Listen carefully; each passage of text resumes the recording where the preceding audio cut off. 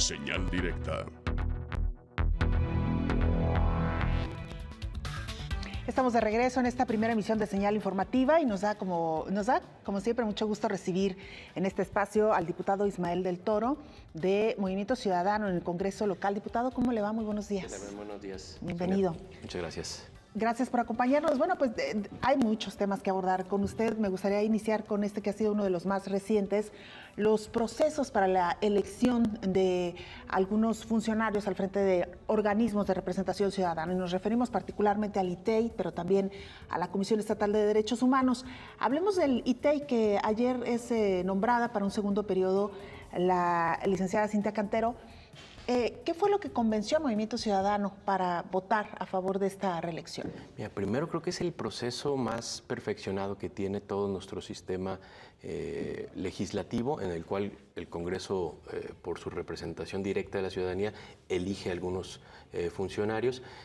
Tenemos facultades para elegir magistrados, para elegir a los órganos constitucionales autónomos, pero cada uno de las instituciones tienen un procedimiento diferente. El que creo que está más perfeccionado es el del ITEI, porque involucra desde el inicio a organismos de la sociedad civil, involucra a la academia, todo el proceso de filtro técnico, y de el examen, ¿no? Que el luego examen, que es vinculante además. Exactamente. O sea, es vinculante con una calificación muy alta, claro. Y tiene como parte final una salida para que después de rondas de votación, si no se alcanza la mayoría de votos, 26 en el caso que estén todos los diputados, pues pueda darse un proceso de insaculación, un sorteo. ¿Por qué es el que quiero más perfeccionado? Porque a fin de cuentas, los que están ya en la etapa final, en la que los diputados ejercen su potestad de votar, ya pasaron todos los filtros, se sabe que tienen conocimiento técnico, se hizo una revisión de la currícula, de la experiencia, y todo eso se hace con un soporte académico y social.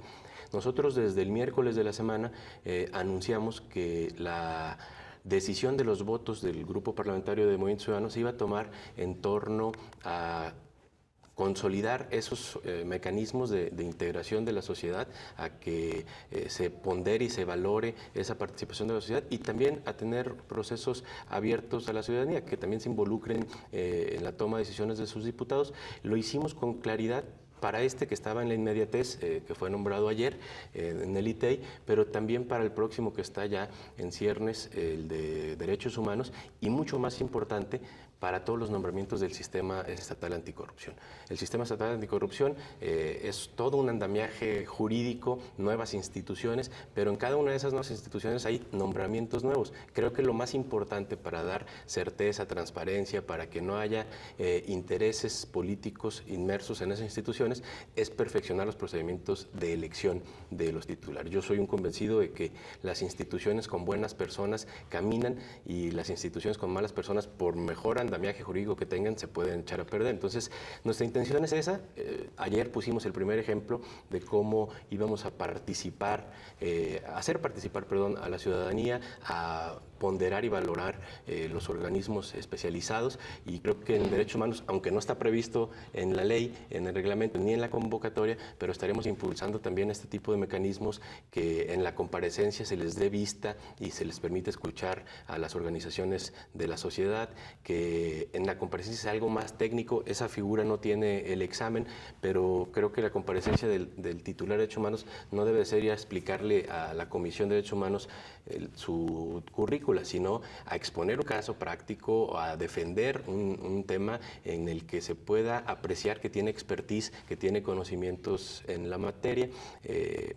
No está previsto, pero creo que un método, si no se dieran las votaciones en lugar de que quede un interino, pues podría hacer que los votos de los diputados, nuestra facultad de votar, también la pongamos con una disposición de un proceso de insaculación ya de los últimos aspirantes. Entonces creo que el ejemplo del ITEI debe de tener alguna importancia, un impacto en los otros procedimientos, y para mí mucho más importante, cuando terminemos el Sistema Estatal Anticorrupción, pues que tengamos que nombrar al fiscal general, al fiscal anticorrupción, al titular de la Auditoría Superior, a los magistrados del Tribunal Administrativo, todos ellos con un proceso que tenga estas características. Entiendo esta parte y el ideal, Ismael, de que las instituciones, como mencionas, caminen cuando tienen titulares que hacen correctamente su trabajo.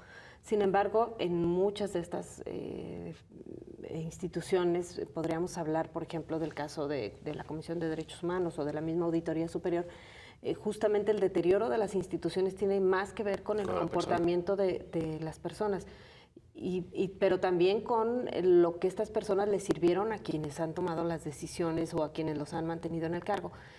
¿Por qué habremos de pensar que a ustedes no les importa que quien los va a vigilar o quien de alguna manera quedará en esos cargos no sea después alguien que sea incómodo para ustedes o para sus otros compañeros de partido que están en posiciones de gobierno? Porque la revisión de todos, de un proceso así de técnico, de transparente y que involucre a la sociedad, precisamente lo que va a inhibir es que haya una decisión con intereses de grupo.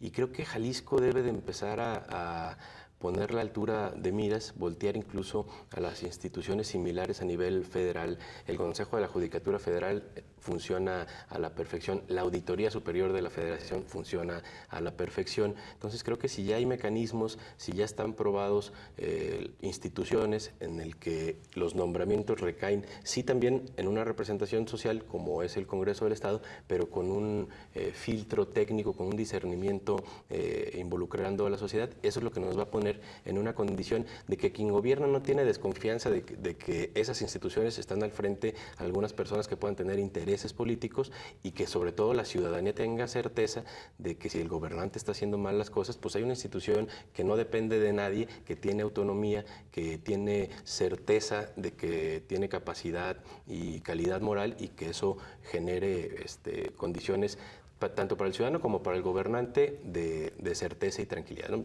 Yo le diría, a mí me ha tocado ser gobierno, si yo tuviera una oportunidad de ser otra vez gobierno, me gustaría mucho más gobernar con un sistema anticorrupción consolidado, que si hay alguien debajo de la responsabilidad del presidente municipal o del gobernante, pues el sistema anticorrupción lo sancione y que el gobernante se dedique a hacer su trabajo, ¿no? Creo que eso va a perfeccionar la vida democrática, la vida institucional del Estado, y para nosotros como Congreso pues vienen unos días en el que tenemos que poner especial atención en el proceso de dictaminación de las 32 iniciativas que hay del sistema estatal anticorrupción. Y la capacidad de llegar a acuerdos no es mal, porque también es parte de la responsabilidad que los políticos tendrían que asumir. Digo, yo entiendo la molestia que de pronto surge cuando hay diferencias fuertes o de fondo, como esta que lleva a 2 alcaldes de tu partido y a un diputado a dejar el gobierno abierto, pero luego se están discutiendo temas que son importantes para el Estado y que no lleguen a acuerdo también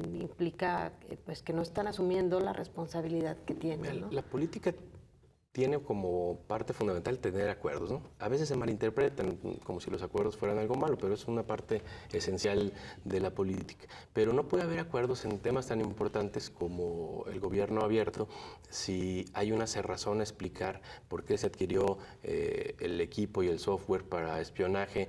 Lo único que se ha cuestionado es transparente en cuánto costó, con qué resoluciones judiciales están investigando y a quién, qué resultados ha dado. ¿Hay algún ciudadano que no esté inmerso en un proceso judicial que está siendo investigado con este software? Yo más bien vería al revés. Si la pregunta es tan sencilla y no hay nada que ocultar, ¿por qué no hay una respuesta del gobierno en un tema que lamentablemente nos tiene a Jalisco y a México en el plano internacional? México es expulsado de la Asamblea de Gobiernos Abiertos, así de grave es, y el tema aquí en Jalisco pues parece que se reduce a si 2 o 3 representantes están enojados porque no hay una respuesta y se salen, ¿no? Yo creo que habría que analizar mucho más a fondo por qué no se da una respuesta, el monto de adquisición de este equipo, ¿por qué lo tiene Secretaría General de Gobierno y no la Fiscalía? O sea, hay muchas dudas que creo que se deben responder y las acciones... Y los resultados que podrían permitirnos ver si sí es cierto que se usa para... Hoy yo escuchaba al fiscal hablar de los jóvenes que tuvieron este lamentable episodio de la Ciudadela. Creo que son 5 o 6 años en el que no hay más que un muchacho detenido, no hay ninguna solución. El que estaba en la cámara de la plaza nada más, ¿no? Entonces, esas son las dudas. Está bien que se adquiera equipamiento y tecnología de inteligencia, pero lo que queremos ver los resultados y lamentablemente pues con lo que fue de conocimiento público a través de la nota del New York Times, pues nos pone a periodistas, activistas, a políticos, pues con una gran duda de realmente para qué se adquieren ese tipo de instrumentos. Diputado, tenemos un minuto casi para concluir la charla, pero muy brevemente, ¿cuál es el ambiente actual en el Congreso local tras esta, digamos, fractura, al menos es lo que pudimos ver tras la aprobación de la reforma electoral entre las diferentes fracciones, y si esto no vendrá a contaminar otra que usted ya ha explicado ampliamente, la aprobación de la ley anticorrupción? Mira, por supuesto que hubo distanciamiento. Lamentablemente se involucraron factores ajenos al Congreso del Estado. Esta legislatura ha llevado un periodo de búsqueda de consensos, de ponderar el interés colectivo, y hemos sacado grandes temas, ¿no? Reforma electoral, desaparición del fuero, reforma de participación ciudadana, reformas en movilidad. Creo que tenemos grandes acciones que ponen claro que el ejemplo de buscar los acuerdos, de escuchar a todas las partes, de no agarrar banderas políticas, dan buenos resultados. En la reforma electoral, entendiendo que la reforma electoral es así de compleja, pues hubo algún distanciamiento, pero nosotros ponemos siempre por delante el interés de los jaliscienses y vamos a hacer todo nuestro esfuerzo para que saquemos adelante el sistema estatal anticorrupción y los demás temas que todavía restan a esta legislatura. Bien, pues muchas gracias por habernos acompañado. Ismael del Toro, diputado de Movimiento Ciudadano en el Congreso local. Hacemos una pausa, estaremos regresando para entrar a la recta final de esta primera emisión de Señal Informativa.